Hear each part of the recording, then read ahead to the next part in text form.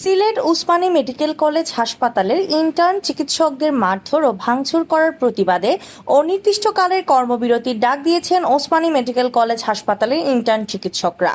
সোমবার রাতে এক রোগীর মৃত্যুকে কেন্দ্র করে হাসপাতালে এমন ঘটনা ঘটে। ঘটনার পরপরই অনির্দিষ্টকালের কর্মবিরতির ডাক দিয়েছেন ওসমানী মেডিকেল কলেজ হাসপাতালের ইন্টার্ন চিকিৎসকরা। এতে ব্যাহত হচ্ছে সেবা কার্যক্রম।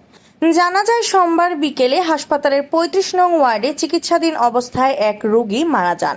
এ ঘটনাকে কেন্দ্র করে হাসপাতালের চিকিৎসক ও নার্সদের সাথে রোগীর স্বজনদের কথা কাটাকাটি হয়। ইন্টার্ন চিকিৎসকদের অভিযোগ, রোগীর স্বজনরা ওয়ার্ডে দায়িত্বরত ইন্টার্ন চিকিৎসক ও নার্সদের হেনস্থা করেন। এ সময় চিকিৎসকরা দৌড়ে পাশের ওয়ার্ডে গিয়ে আত্মরক্ষা করেন। এরপর রোগীর স্বজনরা ওয়ার্ডের ভিতরে চিকিৎসকের কক্ষে, নার্সের কক্ষে ভাঙচুর চালান। ওই হাসপাতালের দায়িত্বরত ইন্টার্ন চিকিৎসক ডাক্তার মোহাম্মদ মুস্তাকিম বলেন, এ ধরনের ঘটনা প্রায়ই ঘটে। রোগীর স্বজনরা মৃত্যু মেনে নিতে পারেন না।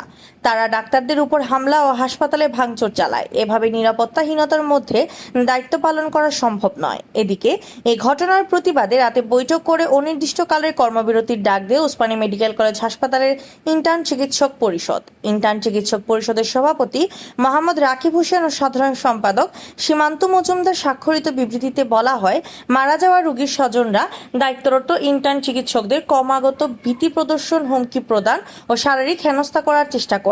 এরপর হাসপাতালে ভাঙচুর চালায়। এই ঘটনা প্রমাণ করে হাসপাতালের চিকিৎসকদের কোনো সুস্থ কর্ম পরিবেশ নেই।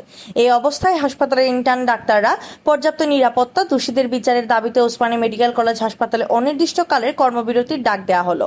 হেনস্থা ও ভাঙচুরের অভিযোগ প্রসঙ্গে মারা যাওয়া রোগীর স্বজনদের সাথে কথা বলা সম্ভব হয়নি। ওসমানী মেডিকেল কলেজ হাসপাতালের পরিচালক ব্রিগেডিয়ার জেনারেল মাহবুবুল হক ভুইয়া বলেন, একটি অনাকাঙ্ক্ষিত ঘটনার প্রেক্ষিতে ইন্টার্ন চিকিৎসকরা ধর্মঘট ডেকেছেন। আলোচনার মাধ্যমে বিষয়টি সমাধান করা হবে। চিকিৎসকদের নিরাপত্তা ব্যবস্থাও নেওয়া হবে।